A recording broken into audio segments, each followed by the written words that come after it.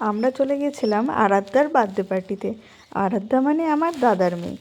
তো ডেকোরেশনটা দেখতেই পাচ্ছ তোমরা, কি সুন্দর হয়েছে। এদিকে নন্দিতাও চলে এসেছে, ও আরাধ্যাকে কোলে নিয়ে আদর করছে।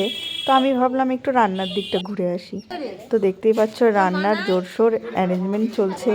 এখানে মা, বড় মা সবাই রান্নার জোগাড় করতে ব্যস্ত। এখানে ছোলার ডাল রান্না হচ্ছে,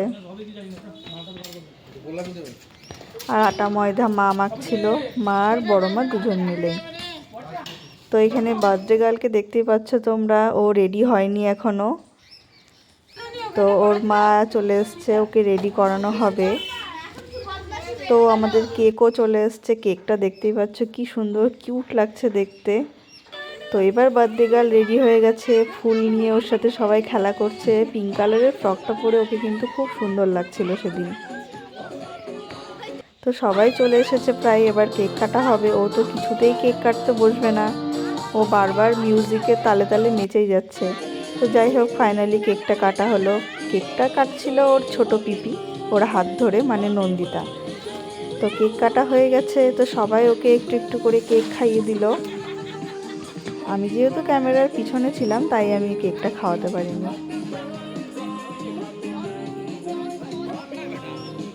তো কেক খাওয়া দাওয়ার পর্ব প্রায় শেষ। তো আমরা ভাবলাম যে আমরা খেতে বসে পড়ি। তো এখানে লুচি, ছোলার ডাল, ঘুগনি দিয়ে আমরা খেতে শুরু করে দিয়েছি। খাওয়া দাওয়া শেষ। তো ভাবলাম যে একটু সেলফি তুলে নিই। তো আমি, সুরজিৎ, নন্দিতা, অমরজিৎ সেলফি টেলফি তুলে বাড়ি চলে গেলাম। Tata, by.